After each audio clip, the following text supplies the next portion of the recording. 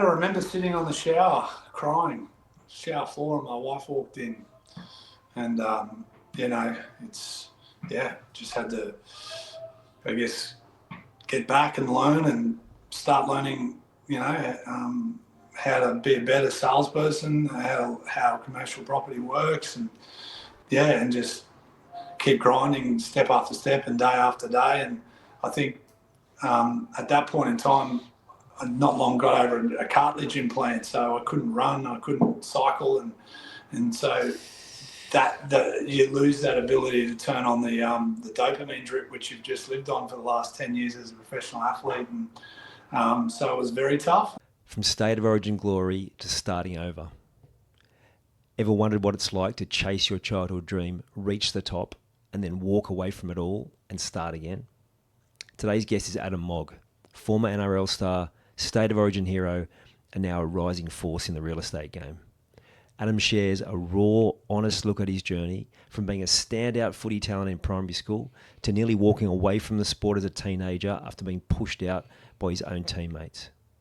He opens up about the highs of playing for the Eels, the Raiders, and Queensland, including scoring twice on Origin debut, and the brutal lows of leaving a $700,000 contract behind in France to come home and start again from scratch.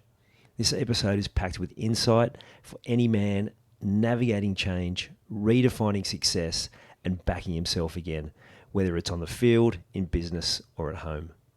You'll hear how Adam rebuilt, the mindset he's taken into his work at Mogg Property, and why looking after your health, your learning, and your definition of happiness is everything. Hit play.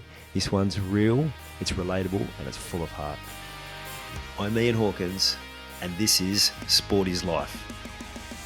The purpose of sport as I see it is to see your vision become a reality. Find your voice, create strong connections, and learn to trust your body.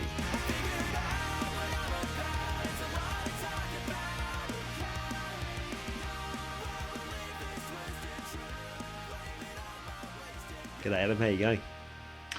Good, thanks. How are you? Going well. As we record this, we are about 7 days out from State of Origin 2. How is the mood up there? Obviously not an ideal start to the series for you guys. No, we were dominated, weren't we, in all aspects of the game. I'm a bit nervous about this year, mate. New South Wales have got a very, very strong side. Yeah, and I think that's something that, people go through all of the, they unpack the whole thing, but sometimes it's just like, if a team's got a better team, like sometimes there's only so much you can do. So it doesn't feel like that. Yeah, I think if you look at I think it was game 2 or 3 last year, it was an amazing game of football, and I think Queensland lost by 2 points, and I sort of went to bed that night thinking, do you know what? The best team won, but geez, there wasn't much in it. It was just probably one of the best games of rugby league I've seen in my life. But geez, game 1, we looked like we were worlds behind them. Hopefully we can turn it around in game 2. Yep, absolutely. I think everyone would be hoping for a closer game, or most people. There's be a few that still remember the 8 in a row and have no mercy, but anyway. Most people north of the border, mate. Most people north of the border. That's it. So let's start there. So you kind of rise pretty quickly from Q Cup to first grade, but then you find yourself playing Origin. Was that like out of the blue for you as well? Yeah, probably out of the maroon more so than the blue. But, nice. I'm something I look back on, mate, and wasn't sort of the most gifted sort of player, I guess. And Queensland had a bit of depth at that stage, and probably lucky for me there were some injuries, and I was lucky enough to get called into the Queensland Origin team in game 2 and 3 of 2006, and for me it was living a childhood dream, and it's not every kid gets to say they live their childhood dream, and I'm very fortunate that I got to, and very fortunate to be able to also play with some great players in those 2 games as well. Yeah, that must have been an absolute buzz going into that camp, and suddenly you're just around all of these absolute superstars. Must have been pretty cool. Yeah, it was one of those years where Queensland was under a lot of pressure. It's a bit like this series, to be honest. New South Wales won last year. Queensland has sort of got their backs against the wall at the moment. 2006 was very much the same, except New South Wales had won 3 in a row. They'd won game 1. Lockie, Steve Price and Pedro were sort of told their career was on the line if we didn't win the series. So it was a high pressure situation, and to be part of that. And then, obviously it's my only couple of games, but to sit back and watch Queensland go on and Lockie go on for a long period of time, and Pedro and Steve Price and they continue to keep playing was it was a pretty cool thing. Yeah, so good. Was it like people talk about how fast it is and it's like suddenly it's half time? Was it like that for you? Like it just felt like it was so fast? Yeah, it definitely is, mate. It's a fast game. It's refereed different, but I was I don't remember ever being fatigued, and I think when you really narrow in on obviously adrenaline plays a big part, right? You run out and you're in front of 50-odd thousand Queenslanders screaming, and your adrenaline's going through the roof, and I don't buy in for players not being ready for Origin, because that adrenaline puts you right up the top of your game. And for me, I don't ever remember being fatigued, but I do remember going, that's the half gone already, like that, like a flash. And but not being tired, because your adrenaline's full, pretty much the full 80 minutes, and in particular the game 2, we had the momentum. We were scoring tries. The crowd was behind us, and then bounce the ball goes your way, and then another try, and then the adrenaline you just keep getting topped up the whole game. So, but mate, it was over in a flash for sure. Yeah, and you got a double, right, in the first game? Yeah, Jonathan Thurston, he gifted me my first, and then I forget how I think it was off another JT kick on my second. So so I got a double. I know I had to score in the corner for the second. So, but JT sort of gifted me the first one. I think he was going to score, but he felt sorry for me, to be honest. So he gave me the ball. All that New South Wales press giving it to me, so JT felt a bit sorry and said, "Here, mate, score a try." I think for him, I wouldn't be feeling sorry. It'd be more just that team element, right? Like thinking how much bringing his teammates into it. No, it's it's and I can see similarities to what is happening at the moment in Origin, and you hate to say it, but like New South Wales, if you look at who they've left out of their team this year, that's some pretty serious footballers that they've left out of their team, So, and we're Bloodman guys, which is a real challenge for us. Yeah, I think it just goes in cycles, sport, doesn't it? So it's inevitable it's going to come round that way. Be interesting to see how it plays out. It didn't for a decade, mate. I'm not sure why we have to have a swing. Didn't swing the other way. No, I hear you.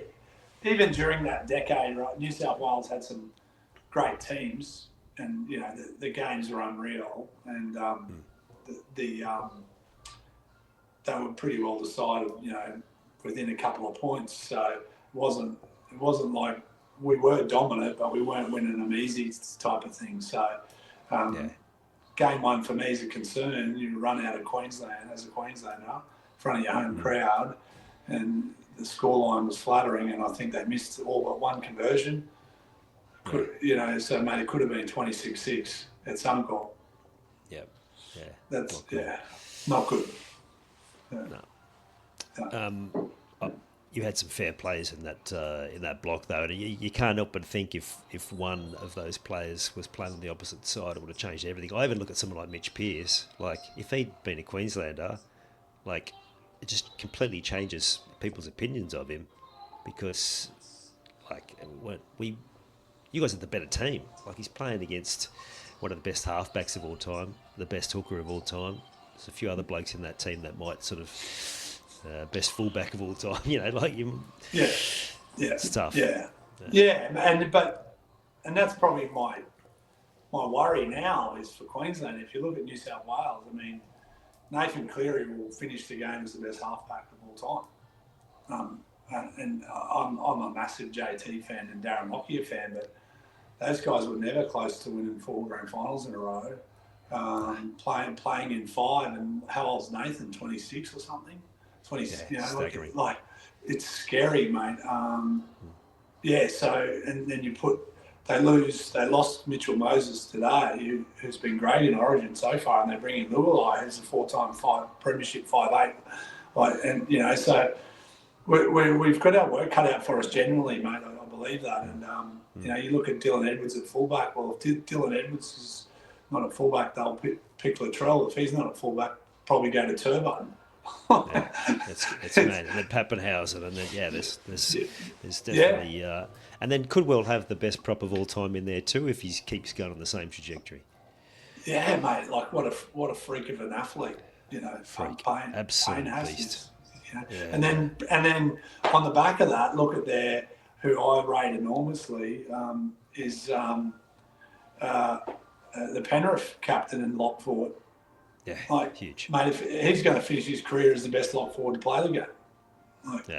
So they're right on the cusp of it, New South Wales. You're making me feel good here, mate. Well, I'm trying to. No, but the facts are the facts, right? Like we had Lockyer, Thurston, Cameron Smith, Billy Slater, Justin Hodges, Brent Tate. Good forwards, good back rowers. Like the list went on for us for 10 years, and but you've got them now in New South Wales. We've been burnt before, mate. We won't be counting anything until it's done.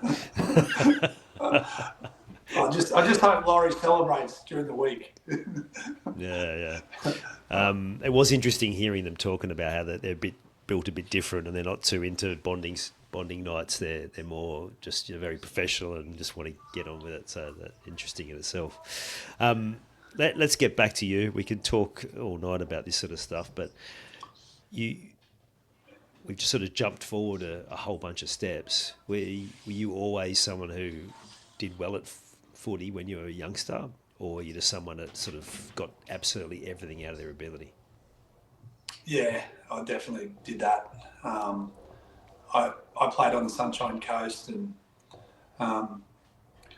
probably primary school was probably, my primary school coach, footy coach at Curramundi Primary would have said that I underachieved in the NRL. Really? But I was very dominant in primary school on the Sunny Coast as a halfback 5'8".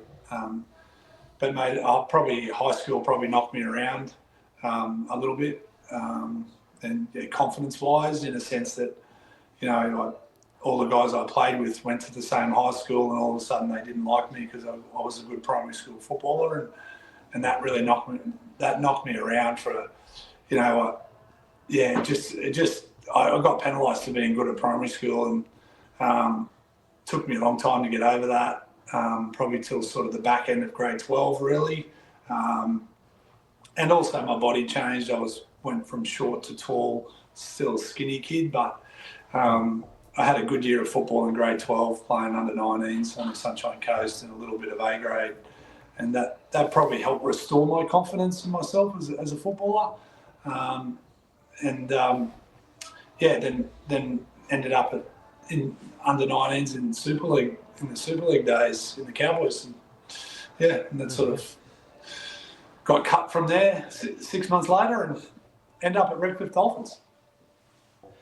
It is amazing that those years from primary school into high school, it's such a transition. The kids are so well behaved, mostly, and then things just, I guess it's puberty, I guess it's like a bigger school, suddenly you're getting people from a whole lot of different primary schools coming together, but it's brutal, like I think for anyone going through it, but that sort of impact for you, yeah, they'll find any reason to isolate people or build themselves up by cutting others down, won't they?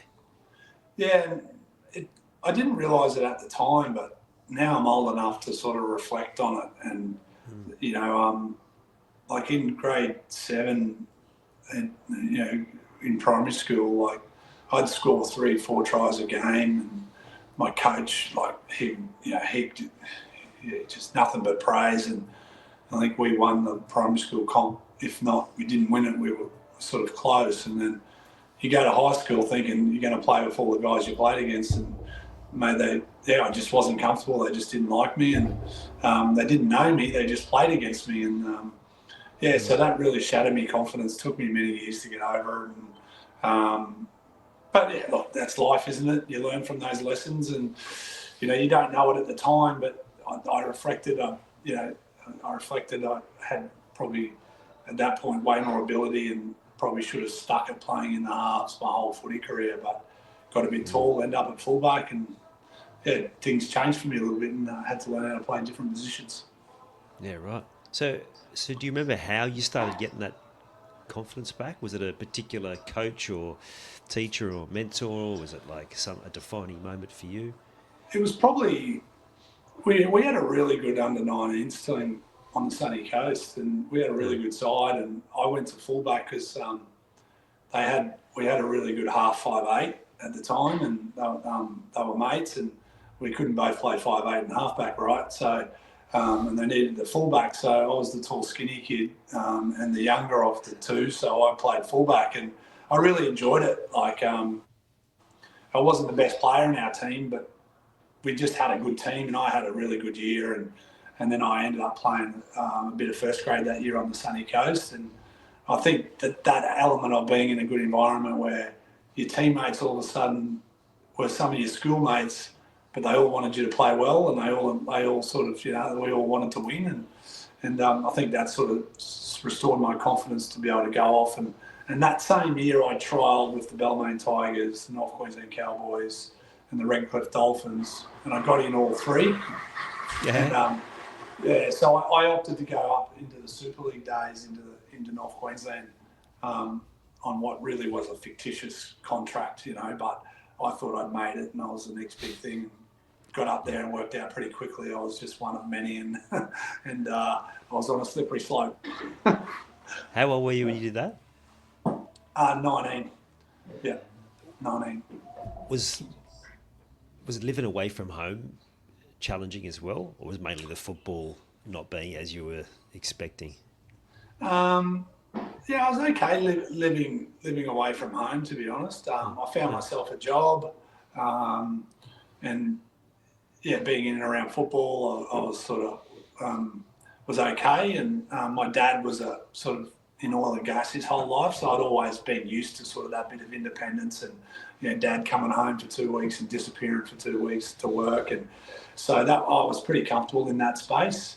But we weren't playing games. We ended up Super League in the under-19s. Those days got stopped for the under-19s competition, and so it was a blessing in disguise for me. Even though we weren't playing footy, I think I put on like 6, 7, 8 kilos that year of muscle,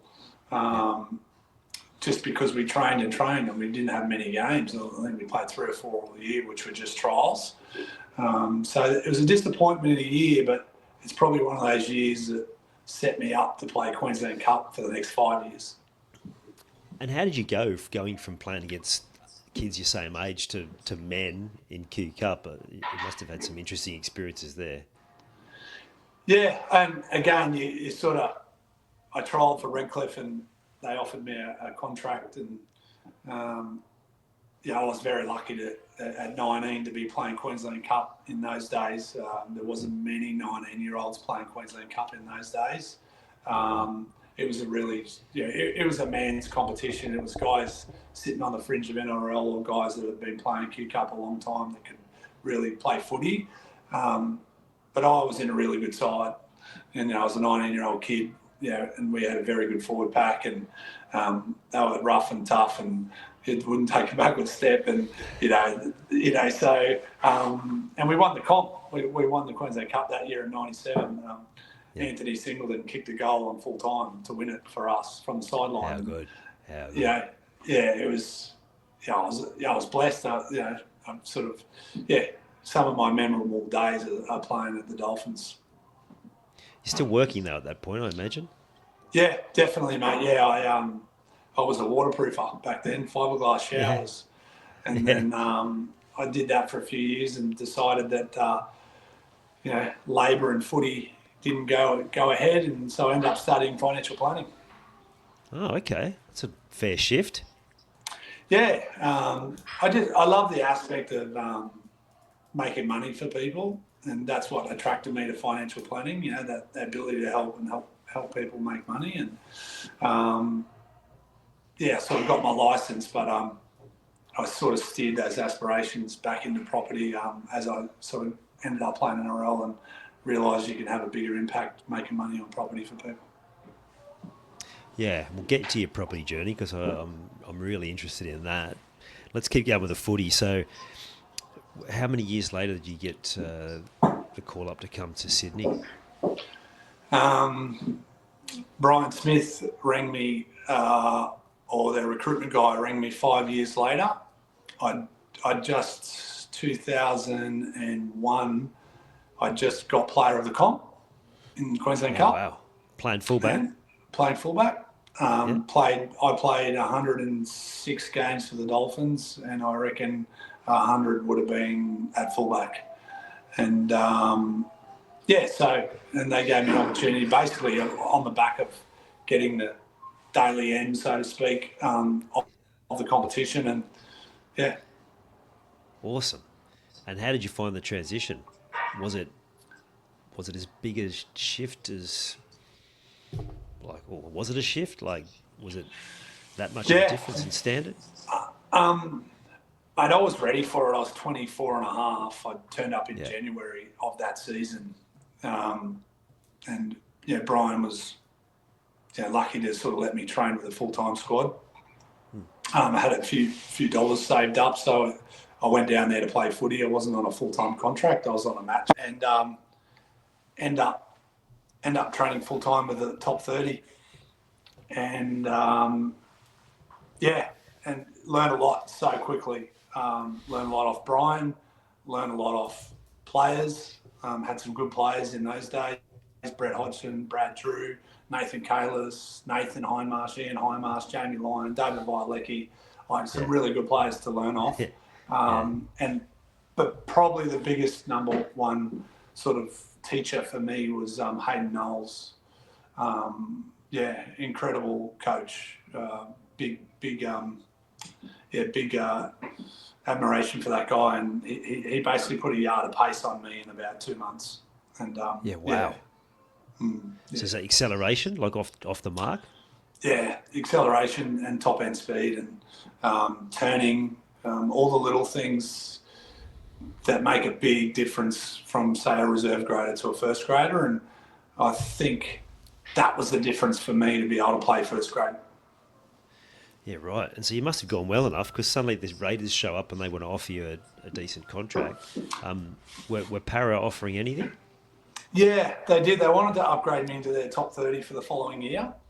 Brett Hodgson was there, and they had a suite of outside backs, and Matty Elliott was at the Raiders. And I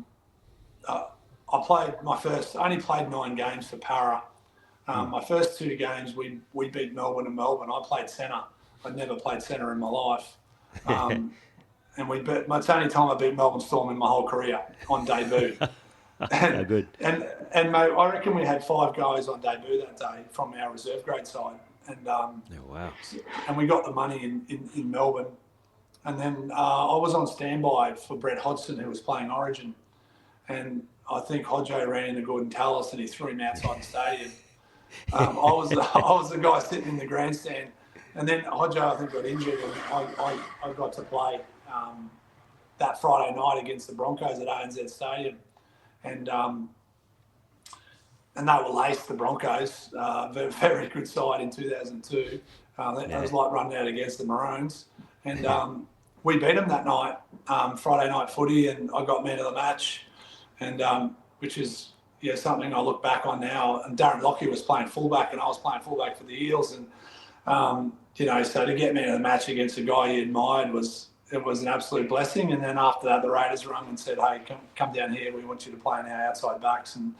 So I jumped at the opportunity. I followed the Raiders as a kid.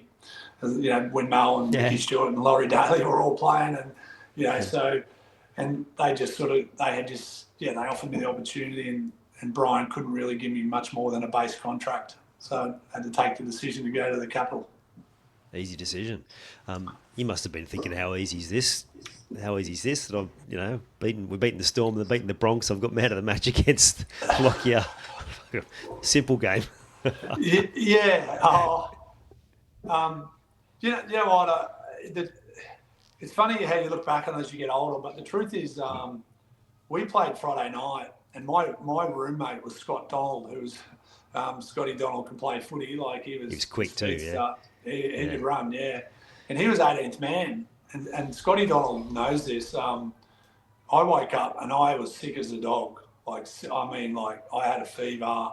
I did not get out of bed all game, and I said to Scotty Donald, "I think you're going to have to play tonight, mate. I feel like absolute crap."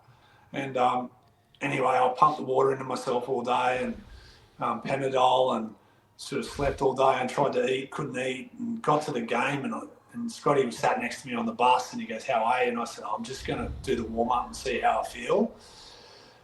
And I went to him in the warm-up and said, "Scotty, I'm going to play, mate." And he said, "Yeah, cool." So I played. So, mate, if I didn't play that night, Brian would probably never have picked me ever again. You're right. And I would have been 25 and a half playing reserve grade in 25 and a half playing reserve grade in Canberra. Parramatta. One NRL game. There's plenty of guys that play one NRL game and never get a gig. So right. I played well. The team went well. We won, and the rest is history, as they say. Yeah, there's plenty of examples that people talk about when they're sick. It's almost like you don't care about the outcome because you're just trying to give every bit of energy you possibly can. And it's really interesting. Do you feel like that you were kind of like, well, I'm not going to get too concerned here. I just have to make sure I play, and that was almost your only focus? For me, it was like I had a really decision to, a mindset thing that if I didn't play then, I'd never play NRL. And I think, your opportunity to run out in your second NRL game, most people think it was my first, but it was my first game at fullback, and I run out and the crowd's there, the adrenaline's there. I'm playing the Broncos. It's like playing Queensland Maroons. They've got every Queensland player possible, and I think it's now or never. You're either gonna sink or swim here, kid. And I sort of, I'm that guy that will take it on. And it's lucky for me. We played really well, and I think when you win as well, I think that adds to the whole feeling and occasion. Yeah, absolutely. It's not always about winning, but it certainly helps. So it shouldn't be, but the NRL's all about winning, mate. It is. Yeah, it's a business. So far we've been talking about all the good stuff, but were there, apart from that time getting into high school, were there moments through that early stage of the career where you had to battle out of any holes? Look, I guess there's times, it's probably a couple of times at Canberra where, you get relegated to the bench. You learn different things. And one pre-season we lifted really heavy in Canberra, and I sort of got to 104 kilos, and I was nice and strong, but I probably wasn't I wasn't the fastest outside back around. So for me to carry that extra 6 kilos really affected my confidence. And, with all due respect to coaching and the way the game's come over the last decade, especially. The players nowadays, it's a different game to what it was back then in the gym and on the training paddock. And I just was not 104 kilo centre in the NRL. 98, 99 was my sweet spot. So there's games where you're playing and you're on the bench and you can feel like your career's slipping. But you doubt yourself, mate. You have those doubts, and but you learn from it, and it teaches you to get back up. And I think that's the best thing about rugby league, whether you're playing under eights or you're playing Queensland Origin. Like Dale Cherry Evans just got cut out of the Queensland Maroons. He's one of our legends, and he's going to get back up and be a champion for Manly this year, I'm sure. Yeah, absolutely. Did you play with anyone over the course of your career where it just made the game so much easier for you? Like where you were just blown away by how they saw the game, how they played the game, how they moved? I played with Smitty Cameron in Origin, only a couple of games, and that was before he was immortal. That's another topic. I don't like the guys getting the immortal tag when they're 70 or 80 just because they're old. Like you're either an immortal or you're not. He's an immortal, right? Like he's Cameron Smith. Like have a look at his trophy cabinet. He's got more trophies than the rest of the immortals put together. So, but anyway, so I played with him, but I love the way he played hooker. I love sort of watching him play. But I played with Stacey Jones as well. I played with Stacey Jones in Super League in France in the Catalan team, and I had a tear in my eye the last game he played for us for France because he ended up going back to New Zealand for his last year, I think, and we won a game at home in his last game at France and had a tear in my eye. And so that was a bit of an honour for me, to say I've played with Stacey Jones. He's a good fella too, yeah? Yeah, good fella, good fun. I also played with sort of Jason Croker from Canberra. I'm lucky enough to play with guys like him that was the old school, true to the bone, tough as nails, loved a good time, always trained hard, always played hard. He's probably one guy that I can see would do really well in the modern game. He's just such a footballer, Toots. Probably the last guy for me I played with was Ruben Wiki at Canberra, and I love playing with Ruben. He was on the same side of the field as me, as right side. I used to be the tall, skinny back rower. Centre. I was the tall, skinny centre that I used to catch people in defence and turn them in, and Ruben would come in and just nail them from the inside, and and you just laugh, like you just get up and laugh about it. Yeah, so but just a real team player, Ruben, like heart on his sleeve, and it was sad the day he went back to the Warriors, we shared a quiet drink at his house about that at the end of the year, that's for sure. Yeah, you build some great bonds, don't you, in sport? Yeah. So, let's start talking business. So, were you in through all of these years already sort of building this business plan in your head, or you were taking action on it, or like where was all that at as you were playing still?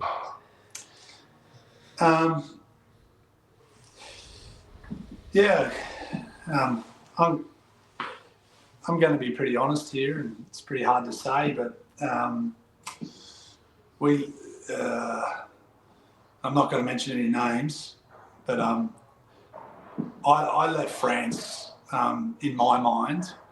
I was in the middle of building a property portfolio. I had about 18 months to go. Back then, we're talking 2010. So I was probably in the top 10% of players paid in the game. I wasn't wasting my money, but I had land, I had spec homes built, I had duplex land, and I had a plan to sort of build all that out. And the club wasn't going well, and I took it upon myself to leave the club under my own accord, and left an awful lot of money in France, and that pretty well set me and my wife upside down and broke. And you know, I've never said this publicly before, but we started from scratch. Basically, at the end of 2010, we left somewhere in the vicinity of $600,000 or $700,000 cash in France, and I felt like, being the most senior player at that club, it needed a staffing change, and we'd had 2 kids in France. My wife wasn't necessarily happy, and I said to her, look, let's go home. This is going to put us at bottom of the barrel, and we're going to start again. And we pretty well finished our footy career with nothing. And but happiness is one thing and money's another. And you know, that club was in its 2nd or 3rd year of inception. And I know that the money they saved on me would have went towards making the staffing changes they need long term. So, yes, mate, it's you think you finished footy career and you got all this money and you've paid off your house, or you got a couple of houses, whatever. Wife and I pretty well started from zero and built ourselves up again. Wow, that's a massive call. So when you say you left money over there, like, because you had property over there, or because of what you would have been paid if you'd stayed? I would have been paid if I stayed, and saw out the next 18 to 20 months of my career. Yeah, so yeah, it was a tough one for us. Having gone through something similar about, what's probably 8 years ago now, it's sometimes, yeah, like you said, happiness and family is more important. Those things doesn't mean you can't rebuild, but you're never making a wrong decision if you're making the right decision for your family and for your happiness and for their happiness, right? Yeah, and you know, and again, in my mind, I had a lot of French players talking to me about certain things within the club, and you know, I went there to play my best footy and to contribute to a new club. It was a challenge for me. I just played State of Origin, so I was at the peak of my career. Probably could have gone on a kangaroo tour at the end of 2006 had I not signed to go to France. Yeah, maybe not. I maybe not have got a run, but I would have been close. We just won the Origin series, and you know, I was in form. I think I finished up in the top 2 or 3 centres that year in the NRL. So I would have been on a hiding to nothing to go on a kangaroo tour, I would have thought. But, you know, so I went there for all intents and purposes to play good football for the French guys and the French club. And in my mind, I felt like it was the best move, you know, for my wife and kids. Definitely wasn't the best move for us financially, but I think it was also the best move financially for that club. You know, to free up that money, and mate, we were still getting checks off sponsors, you know, at that point, you know, as part of our pay. So you know, it's a long way off, you know, and fortunately, the club's went on from strength to strength and done some special things since our time. Yeah, absolutely. So there's part of your legacy there, I guess, the fact that you've not just what you provided for yourself, but for the club. That's a massive call, mate. Massive credit to you. Most people wouldn't know, mate. Most people I played with wouldn't know. Most of the French guys wouldn't know why I left. We left quickly. So I never really got to say goodbye to them. Once I sort of told everyone formally at a season lunch, the coaching staff at the time wouldn't allow me back at training. So, it was definitely some conflict between me and the coach at the time. But I felt like I made the right move for the longevity of that club and the future French players that were always going to play in that club. Yeah, that's huge, mate. And that must have hurt that. So you're making a decision for what's best for them, and then that's how they respond. That must have hurt. Yeah, it was tough, mate. But again, like we had two kids in France. We'd done some special things in that club, and yeah, I felt like it was the right move for the club, and and yeah, I made that decision on my own accord, and I'm proud of that decision. Financially, it was very tough, but as I said earlier in the podcast, I enjoy making people money, and mate, I just finished a development with a partner, and I won't name who, but mate, I will say he's very happy with his profit share out of that. Awesome. So good. It's amazing, isn't it? So our toughest times can then lead to our greatest triumphs because they really inspire us to go and help people with the things that we didn't have at different times. So I love that. Yeah, no, and that's a beauty thing about property. There's many ways to I guess skin a cat, as they say, and yeah, it's something I really enjoy, and that's what I do business-wise. And my wife does residential sales now, and her background's health and fitness, and she's been in residential sales for 2 years. And that, I guess, that empathy and that care as a 20-year personal trainer comes out in the way she helps people. And so we can't complain at the moment, mate. Your kids are healthy and we're healthy, and we're sort of living our own life. Yeah, I love it. Like when you came back, like there must have been some really difficult days. How did you get yourself into that place to be able to rebuild? Mate, I remember sitting on the shower floor, and my wife walked in, and just had to, I guess, get back and learn and start learning, how to be a better salesperson, how commercial property works, and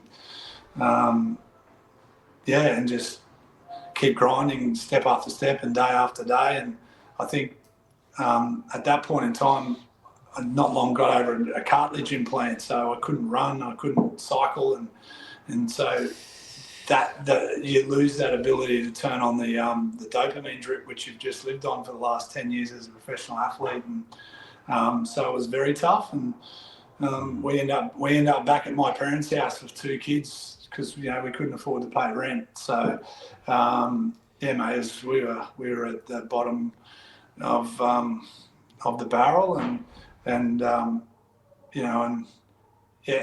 but getting my fitness and health in order and my mental state was, it's that's the most important thing is making sure you look after yourself, because if you're healthy mentally, you're healthy physically, you can then contribute and work hard. But if they start to deteriorate and you don't look after them, you're in trouble. Yeah, well said. If you don't mind me diving more into this, because there's a lot of men listening to this podcast, and what you just talked about then, the crying in the shower, I've had similar moments. You take on so much of the responsibility and the weight and the need to be the provider and the protector, and then when you can't fulfill that role, which I do know too well, it tears you apart, doesn't it? Because it's not just you're thinking about it, it's like all these people you feel like you're letting down. Yeah, I mean, 100%. And not only that, you sort of lived your dream as a kid, and you look up on the TV and you see these guys playing footy, and then all of a sudden that's you, and you're living your dream, and then that's over and you've got nothing. Like, it's like, oh my God, that was a dream. that was a freaking, so. But on the flip side is, I've got great memories of playing, and I've still got some good mates from playing. I've played in some amazing games. I played State of Origin. I played some absolute ball terror games for Canberra, playing the Roosters. I played in a Challenge Cup for France. Before we ran out that day, there was a young French kid crying, and I had to grab him and say, mate, let's fucking go. We're about to run out in front of 84,000 people. Let's go. you know. And I actually passed him the ball to score a try in the corner, you know. Yeah, So, oh, you know, so there's all those memories that really, when you break it all down as to why you play rugby league, yeah, you know, and this is how I can assess my own opinion, but it makes a lot of sense. When you're not getting paid to play NRL, you do it for free. And the day you retire from NRL, you'll do it for free. yeah, wow. You know, you ask every NRL player whether they'd love to play one more game, and I bet you know the answer. Yeah, and they'd do that for free, you know. And like State of Origin, like the amount of money that guys get to play State of Origin, it's a brutal game, right? State of Origin, don't get me wrong. Yeah. But, mate, I'd play it for free. Yeah. I'm available. I'm available, Billy. Like, I'll play. I'll let you down, but I don't need. You don't need to pay me, Billy. I'll run out there. You know. So I think, you know, you can get caught up in the monetary side, but as a kid sitting at home watching NRL on TV, mate, you just want to play NRL because that's what you want to do. Yeah, the love of the game. The love of the game, the love of being the kid on TV, catching the ball, scoring the try. Yeah, I've heard a few recently retired players talk about that recently, going, you don't miss it until the big games come round. And that's when you go, oh, just, like you said, I'll do it for free, just give me one more go. Yeah, geez, I'd let Billy down. You'd probably go better than you think, but yeah. No, I'd probably shit myself. That's what I'd do. Oh, mate, I love that. I'd look good running out of the tunnel, and I'd take a decoy left and disappear into the crowd. I love it, mate. I love that story you said about the young French fella. Like, what a buzz to be able to do that with someone like that who it just means so much to you know, help him get a try and share that experience. That's mate, it's cool, magic. And I did that. I also did that with like Stacey Jones and Jason Croker. You know, like two, like, you know, when you put the true legends of the game in a big bucket, those two guys are in it. You know, and I played 5'8" that day, and Stacey Jones was halfback. Like, yeah, how good. Yeah, it's cool, mate. Superb. So, what was some of the key learnings that you got through having to rebuild and go through that whole process again? I think, mate, probably no one really cares. You know, I mean that respectfully. You know, like, and you just you've got to self-educate yourself, and I think that was the biggest thing for me. And I influence my kids on that. They go to two very good schools now, and you know, I say to them, it's not about getting straight A's. It's just about continually learning and improving. And that was probably my attitude towards my football as well. You know, keep improving. And I think that was the number one thing, you know, for me is find some mentors. Look, one of my business mentors was Brian Tracy. I'd get up, watch audios. I brought his courses. I studied his courses, and so I think that's your really only way out is to learn.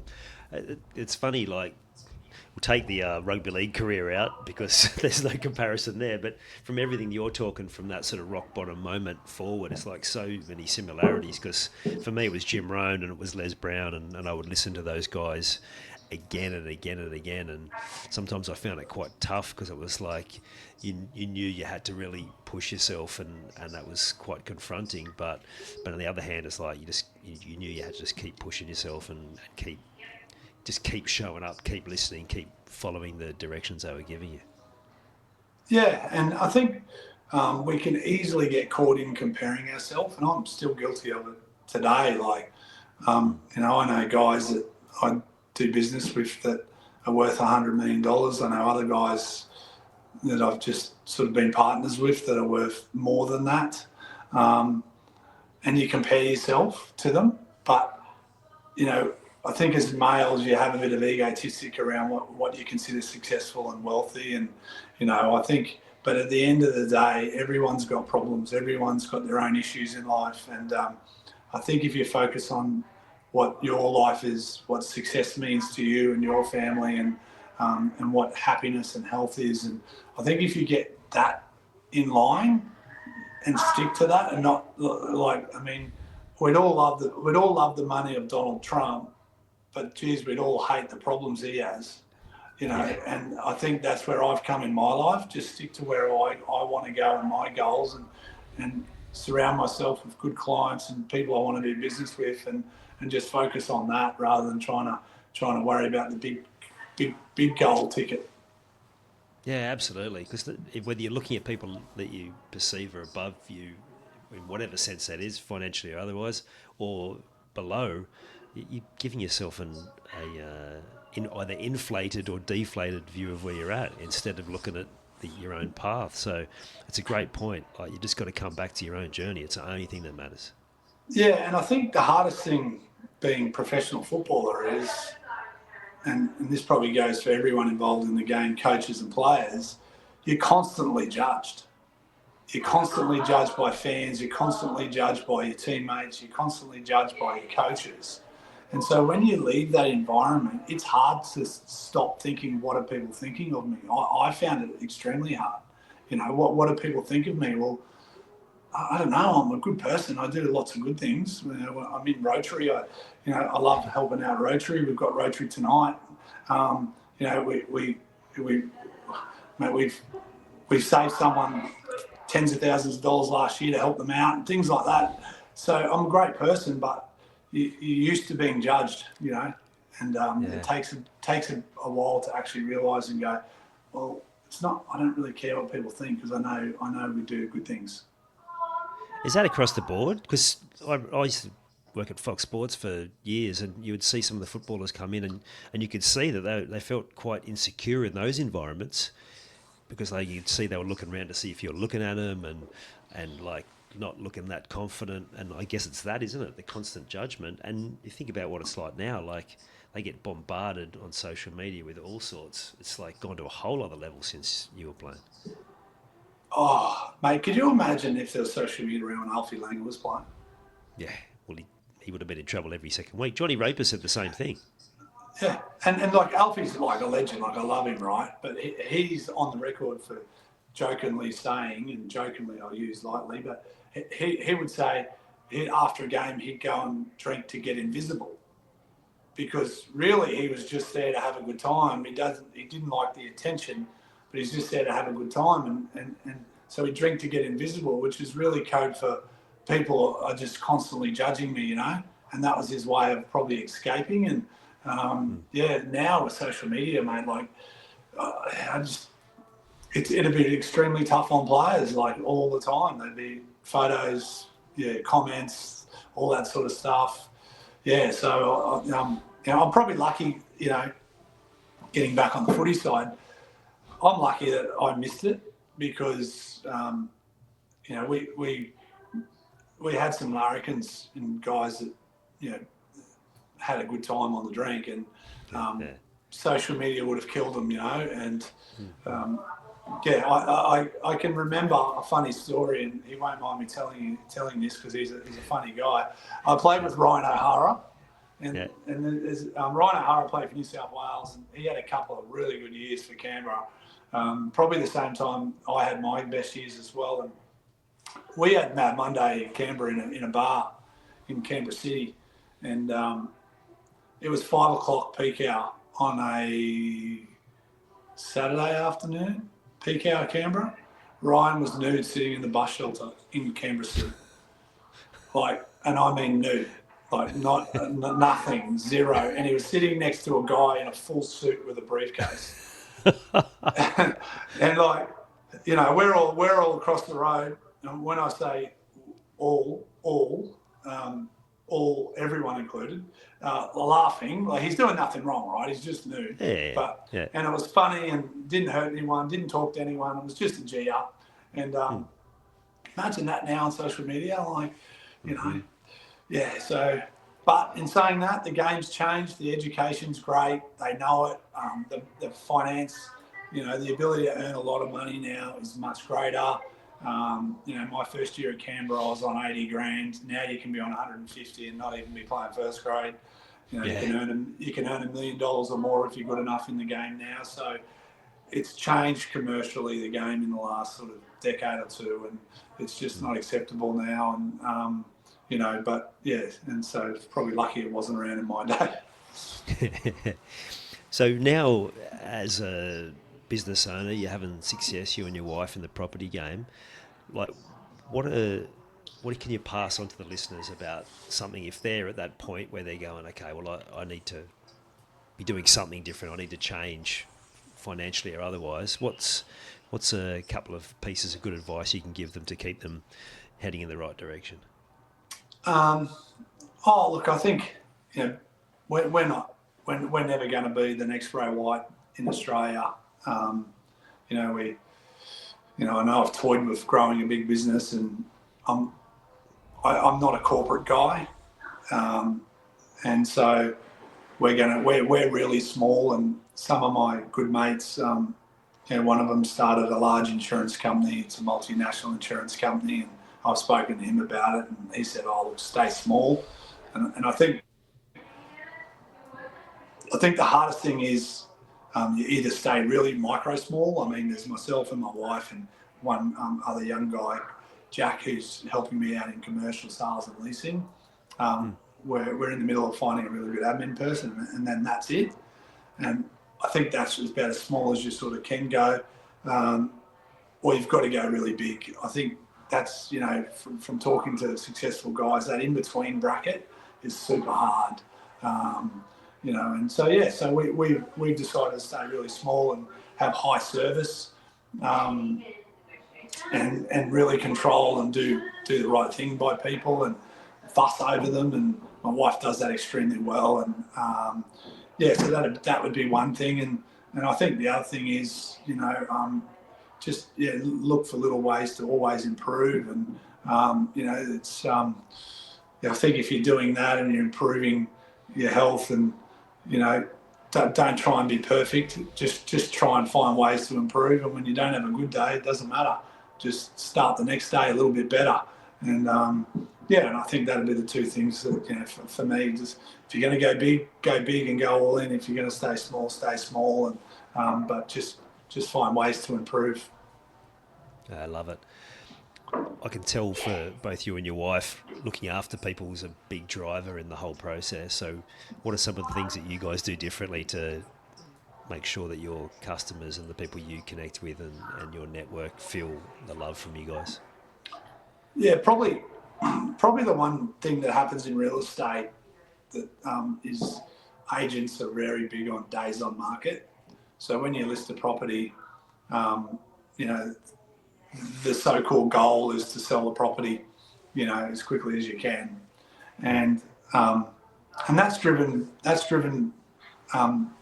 primarily is driven by the large real estate platforms in the country, and the reason they drive that is because they're publicly listed companies. So the more that agents churn and put more advertising money back into the platforms, the greater their returns are, right? Right. They drive days on market. We look at it totally differently. Our key motivator is are our clients happy regardless of days on market? Because when you're selling a person's asset, it's their wealth. It's not a stock number. You're not at the cattle yards talking about stock. I've got 10 bits of stock.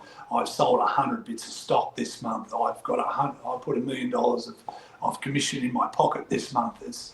You're dealing with people's wealth and their health over, primarily two key things in life: health and wealth, right? And that's probably the thing that we sit with our clients and go, listen, here's the stats, here's the data, here's where we sit, here's the marketing trends.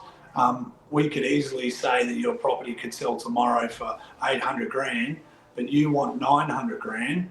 We're going to write it out with you as long as you want to write it out. And mate, we probably have the most records per sale in our market. We're not a big high volume. We don't sell 100 properties a year, but I reckon 50% of what we sell is a record in some capacity. How good. Because you take that extra time. We're not in a hurry. It's not about us.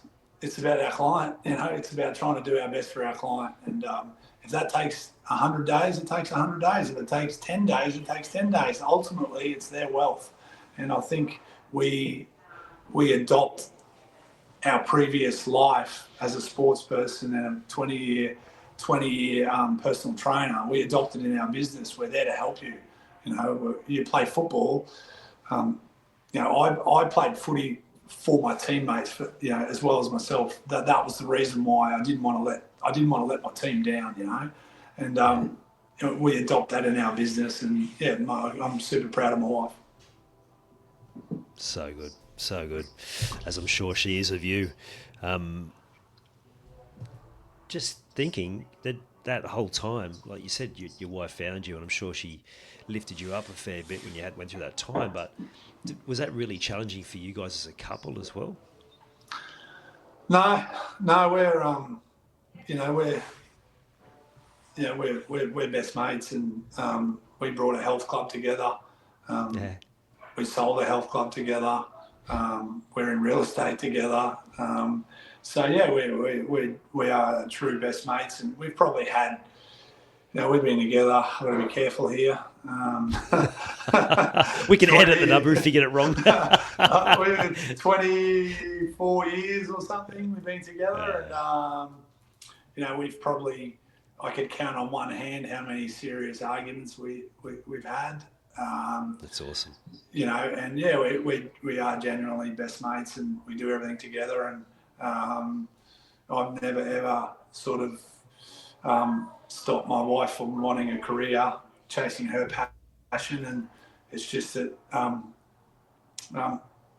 it just sort of aligned, from sports and health to health club to business to property, and so I'm pretty lucky in that regards, mate. We're touch wood. I'm batting overs too, obviously, so that always helps. Oh yeah, me too. I forgot where I was going to go now. You've completely broken my concentration. Fantastic.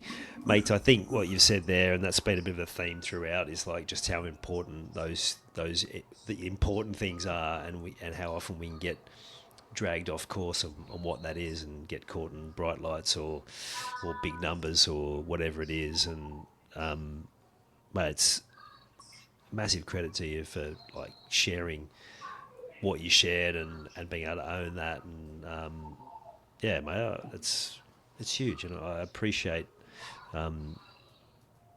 you having that trust in this conversation to do that.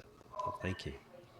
Yeah, I hope it helps other guys out there or other people. And life's, like I said, everyone's grinding. No matter how much money you got or don't have, everyone's grinding. And my wife and I joke about it. Like, she's the CEO of our health and fitness, and I'm the CEO of our business.